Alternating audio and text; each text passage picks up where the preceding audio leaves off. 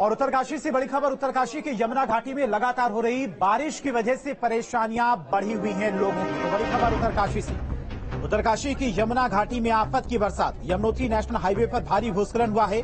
NH94 के पास ओरछा और जाडी टॉप के पास में भूस्खलन हुआ है। पहाड़ी का बड़ा हिस्सा गिरने से हाईवे बाधित हुआ है। JCB की मदद से हाईवे को खोलने की कोशिश जारी है। तो उत्तरकाशी की यमुना घाटी में इस वक्त आफत की बारिश देखने को मिल रही है। लगातार लोगों की परेशानियां बढ़ी हुई हैं। यमुनोत्री नेशनल हाईवे पर भारी भूस्खलन हुआ है, जिसकी वजह से नेशनल हाईवे बंद हो गया है और NH94 के पास में ओरछा और जाडी टॉप के पास में ये भूस्खलन हुआ है, यानी कि 2 जगहों पर रास्ता बंद हुआ है। तस्वीरें आप देख सकते हैं किस तरह से भूस्खलन के बाद रास्ता पूरी तरह से बंद हो गया है। हालांकि JCB की मदद से मलबे को हटाने का काम शुरू कर दिया गया है और जल्दी रास्ता भी खोल दिया जाएगा। ये तस्वीरें आप देख सकते हैं किस तरह से लगातार लोगों की परेशानियां बढ़ी हुई हैं।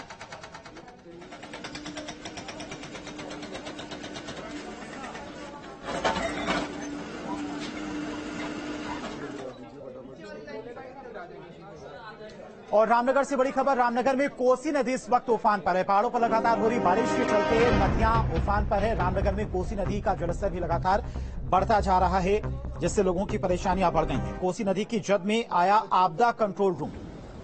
तो कोसी नदी का जलस्तर इतना बढ़ गया है कि आपदा कंट्रोल रूम तक पानी पहुंच गया है। और जिस तरह से लगातार बारिश हो रही है ऊपरी इलाकों में, उसकी वजह से नदियों का रौद्र रूप देखने को मिल रहा है।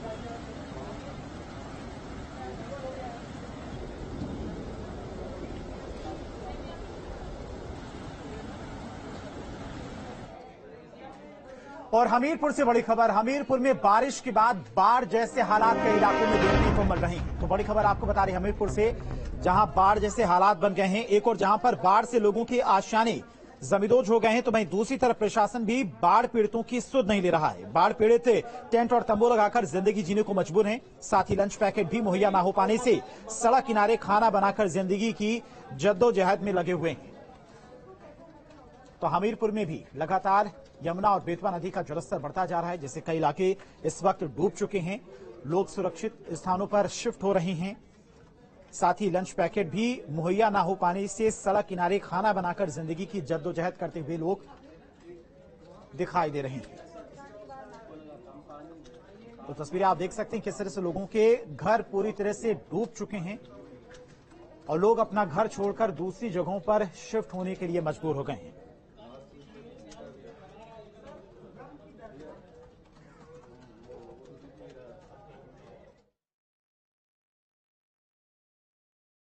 देश के तमाम राज्यों में हो रही लगातार मूसलाधार बारिश के बाद अब जो डैम है वो फुल हो चुके हैं, लिहाजा डैम से पानी को छोड़े जाने का सिलसिला भी शुरू हो गया है। जो देश के तमाम इलाके हैं वहां नदियां और नाले उफान पर हैं, तो कमोबेश वही स्थिति जनपद हमीरपुर में भी बनी हुई है। हमीरपुर मुख्यालय यमुना और बेतवा 2 नदियों के बीच में बसा हुआ शहर है। हम अपने पीछे की तस्वीरें दिखाना चाहेंगे। ये हमीरपुर मुख्यालय से आई तस्वीरें हैं, जहां यमुना नदी खतरे के निशान के ऊपर बह रही है, तो वहीं बेतवा भी खतरे के निशान के करीब है।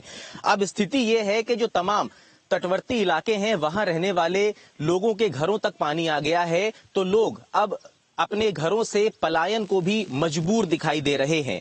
पानी के प्रलय से त्राहिमाम करती ये तस्वीरें सूखाग्रस्त इलाका बुंदेलखंड की हैं। ये तस्वीरें बाढ़ पीड़ितों के दर्द को बताने के लिए काफी हैं। हालांकि प्रशासन ने तमाम दावे और वादे जरूर किए हैं कि बाढ़ के तमाम हालातों से निपटने की जो तैयारियां हैं वो पूरी तरह से मुकम्मल हैं। बाढ़ से बचाव के लिए जो राहत कैंप हैं वो भी बनाए गए हैं, लेकिन ये तस्वीरें अपने आप में भयावह जरूर बनी हुई हैं। हमीरपुर से सैयद उस्मान, न्यूज स्टेट। और हमीरपुर में बाढ़ बारिश से हालात बद से बदतर होते जा रहे हैं। लोगों के घरों में पानी पहुंच चुका है। PSC के जवानों को लोगों को सुरक्षित जगहों पर पहुंचाने के लिए भी लगाया गया है। इस वक्त हमारी मौजूदगी हमीरपुर को राठ से जोड़ने वाले स्टेट हाईवे में है। ये बेतवा नदी के किनारे का इलाका है और स्टेट हाईवे के बगल में जो भी लोगों के घर और आशियाने थे अब वो पूरी तरीके से जमींदोज हो चुके हैं, क्योंकि पानी के प्रलय ने इनको अपनी जद में लिया और उसके बाद अब जो पूरा इलाका है वो पानी पानी हो गया है। घरों में रहने वाले लोग अब सड़क के किनारे ही टेंट और तंबू लगाकर रहने को मजबूर हैं। यहीं पर इन्होंने अपना ये आशियाना बनाया है और किसी भी तरीके से अपना जो जीवन यापन है वो कर रहे हैं। इनके साथ इनके यहाँ छोटे बच्चे हैं, इनके मवेशी हैं। इनका जो मवेशियों का भूसा है वो भी इन्होंने सड़क के किनारे ही रखा है। और ये जो तस्वीरें हैं ये बाढ़ पीड़ितों के दर्द को बताने के लिए काफी हैं। इनसे बात करने की कोशिश करेंगे। भैया, आपका कौन सा वाला घर है जो गिरा है? ये सामने है सर, ये पड़ा है। तो कोई व्यवस्था मिली प्रशासन से? अभी कोई व्यवस्था नहीं मिली सर हमें यहाँ तो। न प्रशासन अलाउड करने बताने आया कितना पानी आएगा, डेरा हटा लेना नहीं हटा लेना, ये हमें कुछ नहीं। हमें ऐसा लगा कि पानी बाढ़ गई, हमारे दरवाजे पे आ गई सर, तो हमने डेरा हटाना अपना चालू कर दिया। अपनी जान बचाने के लिए रोड पे आ गए। कोई खाना वाना बटा? कुछ खाना न पानी कोई पूछता ही नहीं सर। न कोई बटा, न कोई आया, न प्रधान, न सदस्य, और क्या नाम है, न सभासद थे, कोई नहीं है भैया। देखिए, ये स्थिति है, बाढ़ पीड़ितों का दर्द है। इन तक कोई भी जिम्मेदार अधिकारी, कोई भी प्रशासनिक अधिकारी नहीं आया। इनका आरोप ये भी है कि इनको ये भी नहीं बताया गया कि पानी कितना आएगा और इनका जो घर है वो जमींदोज हो जाएगा, गिर जाएगा। उसके बाद इनके रहने का जो ठिकाना है वो कहाँ पे बनाया जाएगा, इन तक ऐसी कोई भी सूचना नहीं दी गई। हमीरपुर से सैयद उस्मान, न्यूज स्टेट। झांसी में पिछले कई दिनों से हो रही बारिश के बाद हाहाकार मचा हुआ है। लोगों की परेशानियां बढ़ी हुई हैं, लोगों के घरों तक में पानी पहुंच गया है। कई जगहों पर जल जमाव की स्थिति भी देखने को मिल रही है। नदी नाले सब उफान पर हैं, जिससे ग्रामीण क्षेत्रों में भारी नुकसान पहुंचा है और किसानों की फसलें भी पूरी तरह से बर्बाद हो गई हैं। फसल की मुआवजा और बीमे की मांग को लेकर किसानों ने कांग्रेस के बैनर तले मऊ रानीपुर तहसील में प्रदर्शन किया और बर्बाद हुई फसल का प्लॉट टू प्लॉट सर्वे कराकर जल्द से जल्द आर्थिक मदद की मांग की। झांसी में लगातार हुई मूसलाधार बारिश से जहां जनजीवन अस्त व्यस्त हो चुका है, वहीं नदी नाले उफान पर है। इसके साथ ही किसानों की खेतों में खड़ी फसल जलमग्न हो गई है, जिससे किसान बर्बादी की कगार पर पहुंच गया है।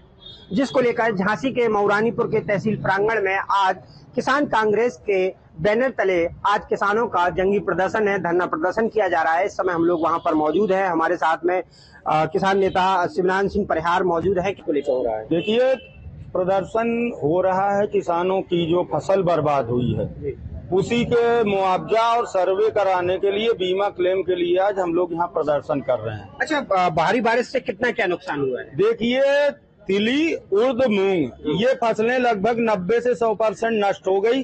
कई खेतों में तो कमर बराबर पानी भरा हुआ है और किसान के पास अब भूखमरी यानी भूखों मरने के अलावा कोई रास्ता नहीं है।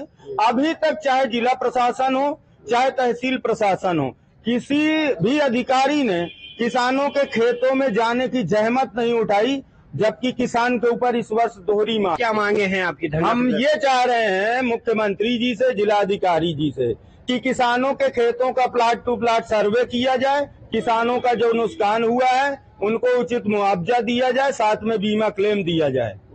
हमारे साथ में और भी एक किसान मौजूद है। क्या नाम है? जानकी प्रसाद कुशवाहा। अच्छा, किस गांव के रहने वाले हैं? भदरवाड़ा। क्या हालात हैं आपके गांव? पानी से फसलें डूब गई हैं, जी। मूंगफली, तिली, उड़दा नष्ट हो चुकी हैं फसलें। अच्छा। हाँ, पानी। अच्छा, बच्चे स्कूल जा पा रहे हैं कि नहीं? बहुत परेशान है बच्चे, पानी के मतलब जो है पानी भरा हुआ है। कहाँ तक पानी है गाँव में? गांव के बाहर मतलब जो है जहाँ से खिड़क से लोग आते हैं, तो गांव में भी रास्ता में पानी है और बाहर के अंदर भी पानी है। तो कुल मिलाकर यहाँ पर जो किसान यहाँ पर प्रदर्शन कर रहे हैं, उनकी मांग है कि सरकार द्वारा इनको आर्थिक मदद दिलाई जाए, क्योंकि 5 महीने पहले जब ओलावृष्टि हुई थी तो उसकी भी इन लोगों को, किसानों को सहायता नहीं मिली है और इस बार भारी बारिश से फिर किसानों की फसल बर्बाद हो गई, जिससे अब झांसी जिले का किसान भुखमरी की कगार पर है, जिसको लेकर यहाँ पर लोग प्रदर्शन कर रहे हैं। कैमरा पर्सन अमित रावत के साथ रवि परिहार, न्यूज स्टेट झांसी। और नोएडा से बड़ी खबर, नोएडा में 200 करोड़ की सेंधमारी करने के मामले में कार्रवाई हुई है। बड़ी खबर आपको बता रहे नोएडा से। तो नोएडा